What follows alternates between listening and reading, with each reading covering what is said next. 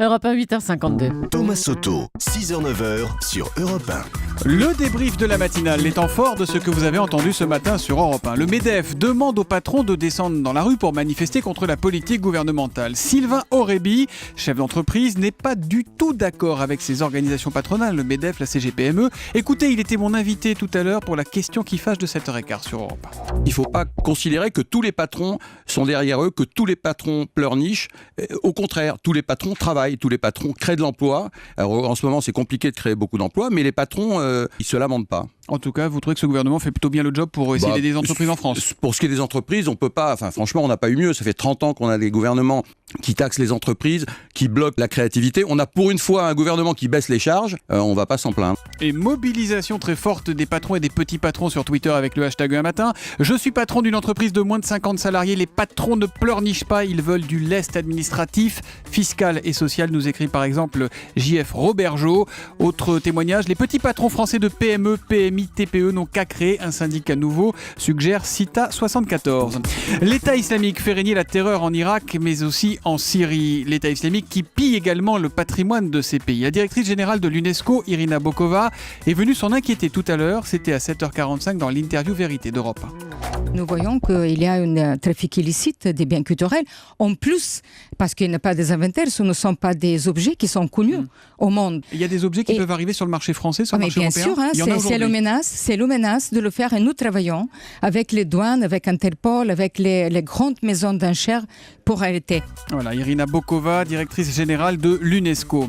Roger et Christiane reçoivent chez eux depuis plus d'un mois des colis sans avoir jamais rien commandé. Leur vie est devenue un enfer. Écoutez leurs témoignages et leurs explications, c'était à 7h30 tout à l'heure. Il y a des petits, des gros, on a eu une machine à laver. Intermarché Châtillon nous ont livré des croquettes pour chat, pour chien, alors qu'on n'a pas de chat ni de chien. Ça nous détruit. C'est plus qu'un cauchemar. C'est une hantise le matin quand on se lève. Ma petite fille Mélanie nous a avertis, mamie, ta maison est en vente. Donc tout le week-end, on a été harcelés, 50, 100 appels. Moi, on m'a dit 120 000 euros, donc tout le monde est intéressé.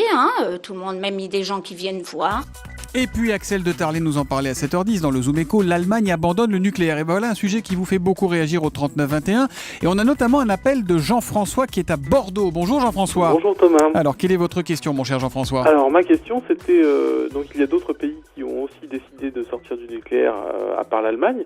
Et j'aimerais savoir quel est le bilan de ces autres pays. Et je pensais en particulier au Japon. Eh bien je me tourne vers les autorités compétentes, autrement dit vers Axel de Tarlet. Alors Axel? Le Japon ça a été violent parce qu'ils ont arrêté, ils avaient 48 réacteurs qui assuraient un tiers de leur électricité, ils ont tout arrêté.